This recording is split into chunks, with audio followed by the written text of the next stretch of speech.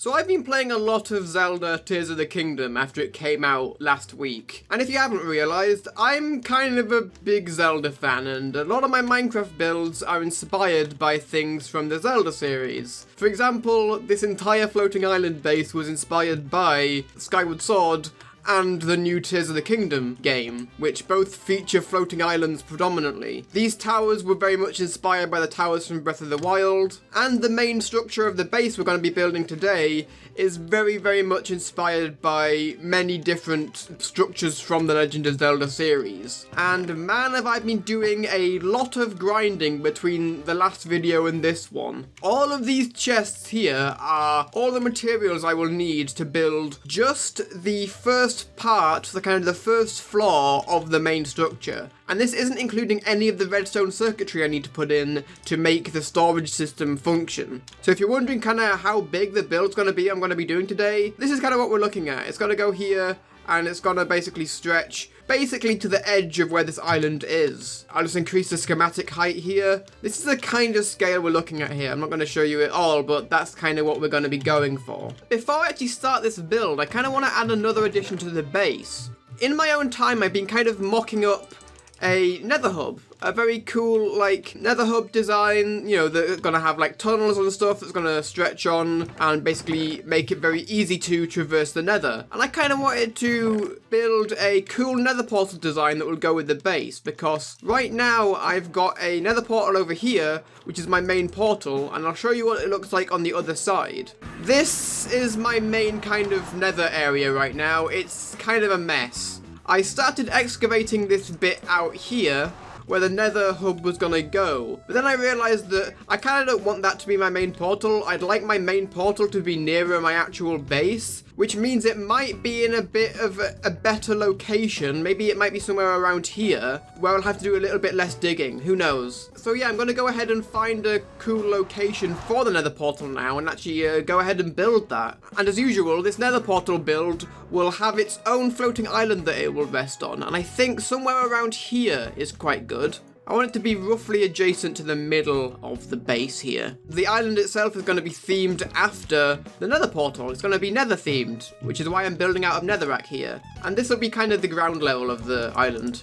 I've really been enjoying just kind of winging these. Sometimes I plan out my builds, for the actual main base, I've planned it out and built it already in creative. For these smaller islands, I generally just kind of wing them, and so far, they've been pretty good, the ones I've just kind of winged. So let's see how this one goes. The process for building this island was very similar to the other islands that I've built. I started off building a kind of wireframe out of netherrack to kind of gauge the size of the island. After filling in all the gaps with netherrack, I went on to build the nether portal itself. I didn't have any gilded blackstone, so in the end I decided to replace it with sculk blocks, which I think looked pretty cool. Then after building the portal, I went ahead and did some extra detailing to the underside of the island. I added some magma blocks, soul sand. I used the crimson weeping vines to hang off the bottom of the island, which I think looks particularly cool.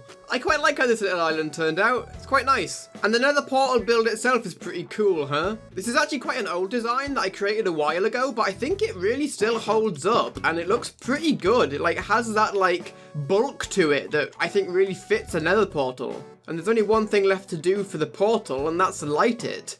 Let's see how it looks. Oh, that's pretty cool.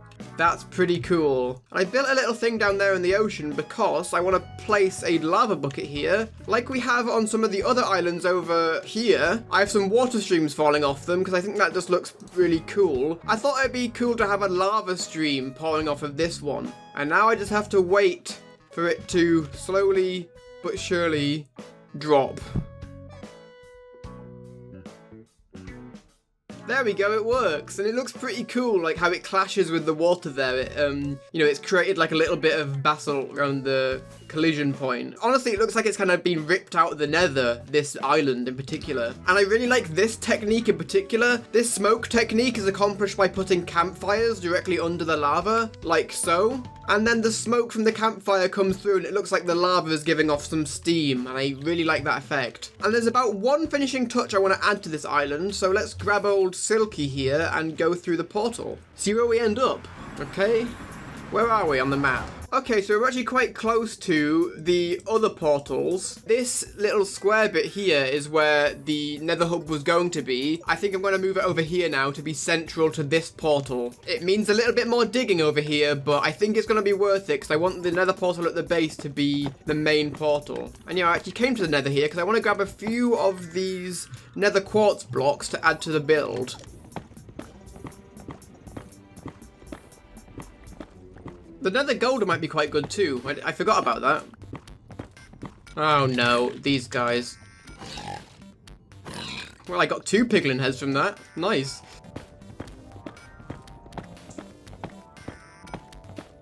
Okay, let's quickly add these ores to the build here. I want them to kind of be on the side of the build, and I have no scaffolding blocks. Good thing I built this little platform down here, because I can actually use this to get up. Totally planned that. Just a couple of ore deposits here and there. Don't want it to be like overwhelmed with the ores, but I like how it adds a little bit of extra texture to it. Very nice. It's not overwhelmed with the ores, but it's got a few dotted in on pretty much every side. And of course, this build was entirely on the fly. I think, again, it's pretty good for on-the-fly building. I'm getting a lot better through doing these videos and just, you know, practicing in my own time at building without any kind of plan. So yeah, pretty dang cool. Very nice addition to the base. I'm loving how it's all being laid out so far. Nice amount of space between each island. I can't wait to see what this base is going to look like when there's loads dotted around. Like, maybe there could be some nether farms around here, you know, for the nether stuff. They could be around this area. But yes, talking of builds I have planned out, let's get on with this now, shall we?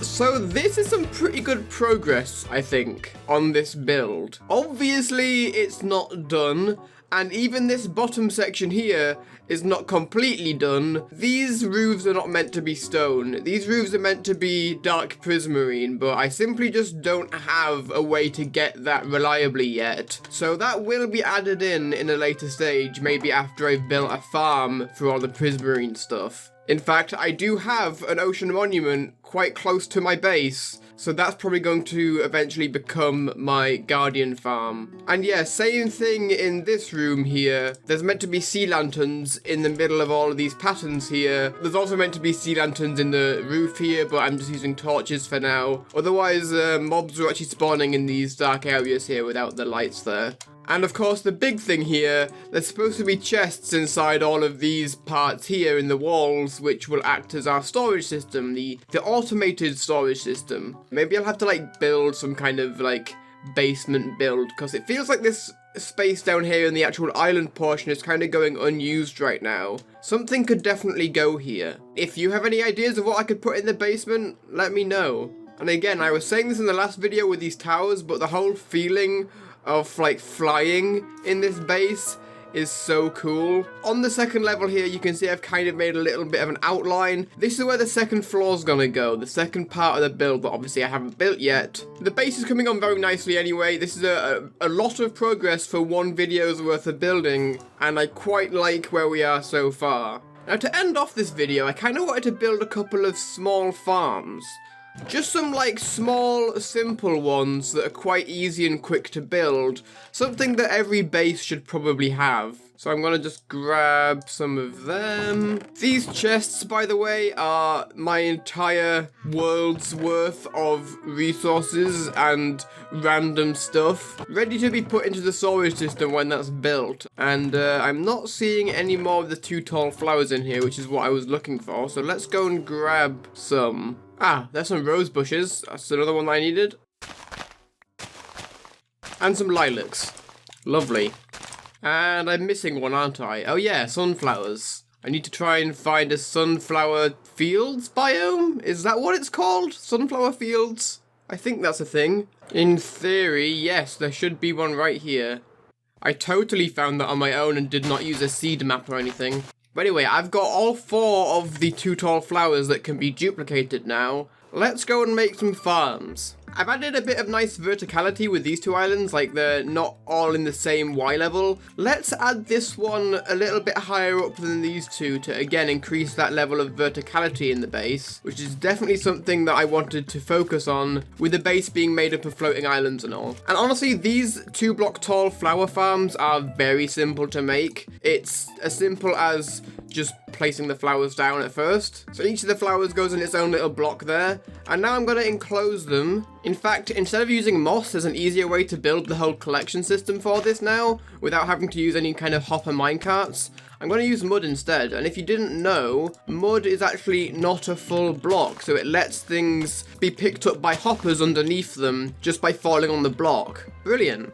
I'll go ahead and add a few more blocks there, and then we need to place the dispensers in. Brilliant. Now those dispensers are going to be filled up with bone meal, and I'll add a lever there to be able to turn the farm on and off. Now I've put down a sticky piston connecting to an observer, which will create an observer clock when it's activated. This observer clock will then just simply feed into all of the different dispensers here. So now, in theory, when I flick this, they should start clicking.